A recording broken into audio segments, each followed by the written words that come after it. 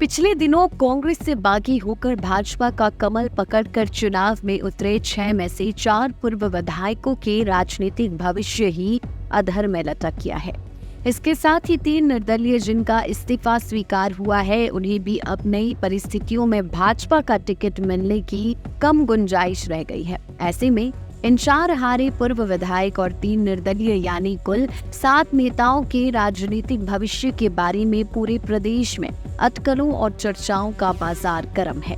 सबसे बड़ा सवाल ये भी है कि इन विधायकों को दांव पर लगाने वाला कौन है, किसकी शह पर इन्होंने इतना बड़ा कदम उठाया है कि नई विधायकी भी चली गई। उल्लेखनीय है कि इन्हें दल बदल कानून के तहत विधायकी से हाथ धोना पड़ा। उपचुनाव में भाजपा का राज्यसभा में साथ देने के चलते उन्हें टिकट तो दे दिया गया, लेकिन इनकी भाजपा कार्यकर्ताओं में स्वीकार्यता बिल्कुल नहीं बनी। ऊपर से मुख्यमंत्री ने बिके विधायकों वाला नैरेटिव इतना पुख्ता कर दिया कि दल बदल की राजनीति को लोगों ने पूरी तरह से नकार दिया। अब ये कांग्रेस से तो गए ही, साथ ही में भाजपा में भी स्थापित नहीं हो पाए। यही हाल राजेंद्र राणा का सुजानपुर में हुआ। सबसे पहले भाजपा, फिर निर्दलीय, फिर कांग्रेस में और फिर वापस भाजपा में आने के चलते इनकी छवि पर दल बदल का दाग गहरा हो गया। साथ ही में राजेंद्र राणा पर हमीरपुर से बनने वाले मुख्यमंत्रियों के खिलाफ काम करने का आरोप भी लगा। धूमल परिवार की नाराजगी भी उनकी राह में रोड़ा ही बनी और अंततः वे चुनाव हार गए।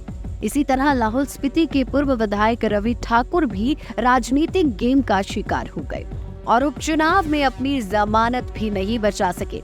यहाँ अब फिर से कभी उनके विधायक बनने के चांसेस कम ही रह गए हैं। 4 बागी विधायकों की राजनीति पर फिलहाल विराम है और अब इन्हें नए सिरे से मेहनत करनी होगी और फिर से ये मुकाम मिल ही जाएगा, इसमें भी संशय ही है। इस सारे एपिसोड में ये संदेश भी छिपा है कि राजनीतिक लोग जब महत्वाकांक्षी और स्वार्थी हो जाते हैं तो वे किसी भी प्रकार के नैतिक बल या भावनात्मक लगाव से दूर ही हो जाते हैं। साथ ही में संदेश ये भी है कि चुने हुए नेता ये कभी ना समझे कि जिन्होंने उन्हें चुना है वे आंख बंद करके उनके हर सही गलत को उनके हिसाब से आंकेगी।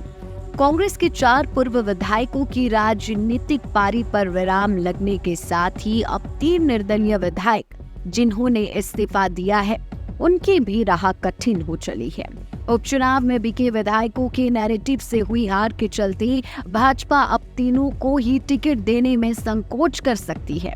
जाहिर है कांग्रेस आक्रामक होकर इनसे पूछेगी कि क्यों इन्होंने इस्तीफा दिया, जबकि इनके ऊपर तो कोई दल बदल का आरोप भी नहीं था। इन 3 सीटों के उपचुनाव आने वाले हरियाणा उपचुनावों के साथ ही करवाए जा सकते हैं। माना जा रहा है कि इनमें से केवल 1 या 2 ही फिर से विधायक बनने का सौभाग्य हासिल कर पाएंगे। आपकी इन 4 बागी विधायकों और निर्दलियों के इस्तीफे पर क्या राय है, हमें कमेंट में जरूर बताएं।